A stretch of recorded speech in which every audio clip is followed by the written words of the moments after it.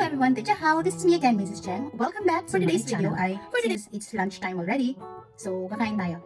Okay, samahan niyo akong kumain ha. Huwag kayong matakam, simple lang naman to. Charot.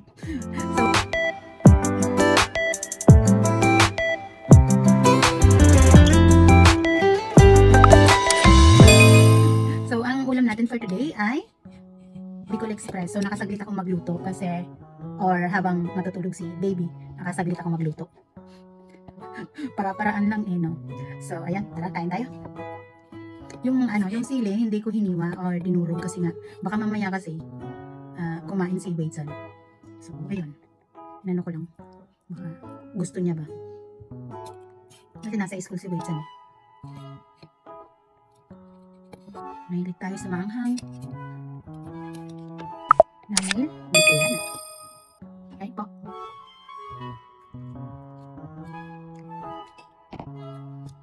Tagal ko hindi nakakain ito. Tagal ko kasi hindi rin nakapagluto. Kasi nga nang bago ko mga anak, ay 8 months pinatigil na ako ng asawa ko magluto. So, hanggang mga anak na ako. Kain sila eh. Pumapasok sa ilong. Ang sinain ko na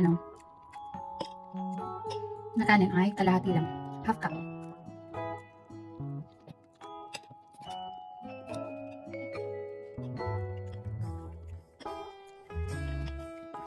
Gusto ko magkamay habang kumakain.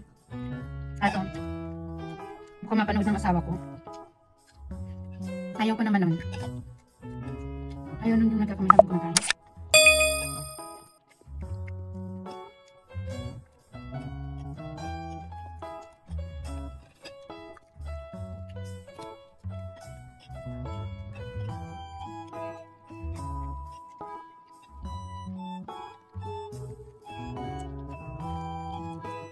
Sa kagustuhan ko makakain ito, ginawan ko lang ng paraan. Kasi nga si baby natutulog. So, ginawa ko, bumaba ako tapos, kasi nasa 4th floor kami, tapos yung kusina nasa 2nd floor. So, bumaba ako tapos, hiniwa ko lang to, tapos yun, nag-prepare ng ingredients, at saka, ginisa ko lang siya.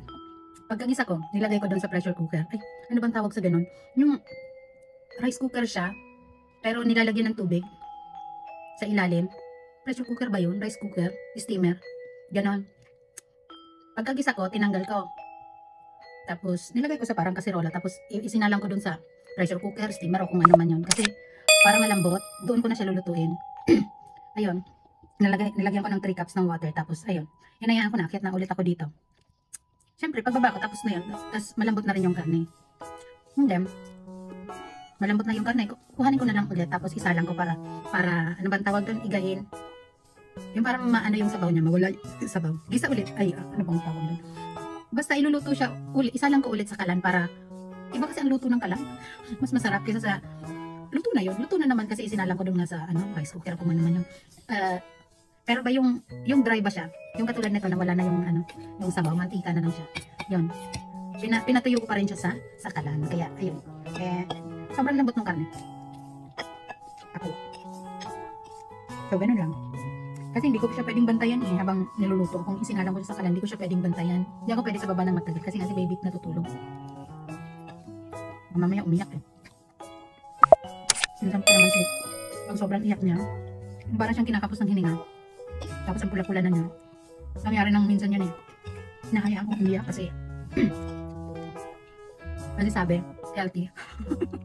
Hinayaan ko siyang umiyak. Tapos parang dumating sa point na parang ang tina nung nung boses niya. Ang hina ng boses niya. Kasi parang kinakapos na siya. Sobrang pula niya, as in sobra. Na parang hindi na siya pula, parang violet. Hindi naman. Basta sobrang pula. Dahil nga maputi, kaya yung pula nila ay iba. So ayun, mula nang talaga natakot ako Hindi siya normal. Hindi normal yung pagkapula.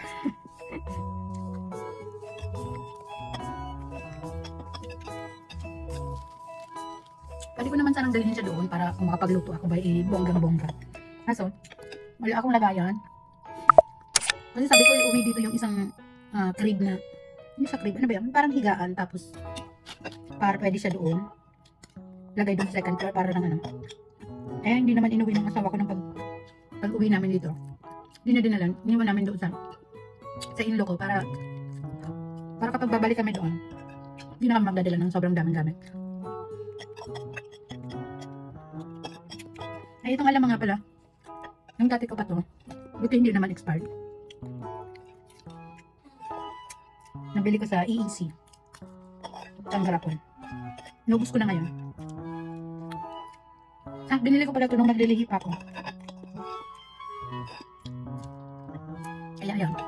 So anyway, ubos na yung kanin ko. Half cup lang kasi yung dapat pala dinagdagan ko. Iniisip ko kasi mamaya, magsaing na lang ako ulit para mainit mamayang gabi. Kasi nga, hindi ako pinagluluto ng asawa ko, di ba?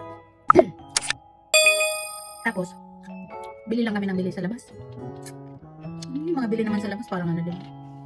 Yung, hindi masatisfy yung taste buds ko ba? Kumpara sa sarili kong luto. Ganun. Kaya minsan, tinatry kong magluto. Makaraan, nagluto ako ng adobo. Si Wayson kasi favorite ang adobo. Mama, sabi sa akin, Mama, ang tagal mo nang hindi nagluluto ng adobo. Ang pagkakasabi pa niyan, adobo? Adobo?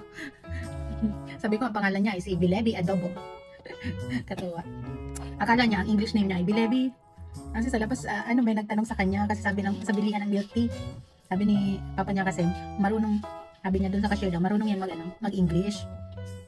Tapos tinanong siya, what is your name? Tapos sabi daw ni Wayson, my name is Bilebi. Akala niya English name niya ang Bilebi. Samantalang yung palayaw ba namin sa kanya nung sobrang liit pa niya. Bilebi. Tapos nakasanayan na niya. Siya daw si Bilebi. Pero actually wala siyang English name. Hindi ko siya binigyan. Ang English name niya lang is yung talagang pangalan niya, Wayson, in English alphabet. Ganun lang. Kasi, kumbaga parang kakaiba din. Parang ibang lahi yan. Ganun. So, ayun, dahil naubos ko na yung kanin ko, no choice naman ako. Pero actually, nagda-diet talaga ako. Nagda-diet ako kasi hindi ako pwede nang tumaba. Dahil meron akong something sa health ko after kong mga naka-baby. So, that's all for today's video. Natakam ba kayo? Charot. So, that's all for today's video. Ang dami kong mga luto-luto dyan sa aking mga uploads, sa mga videos ko. Ang dami kong mga recipes na Pinoy recipes at Taiwanese cuisine. Ang mga trinay kong iluto ng mga Taiwanese na pagkain. So, masasarap din po yun. I-try nyo. Try nyo lutuin. So, ayun. That's all for today's video. Sana mag-subscribe din kayo sa aking channel naman. Pati-usap naman po. Wow, nakiusap talaga. So, ayun. Thanks for watching. Bye-bye. Hanggang sa susunod kong video. Bye-bye.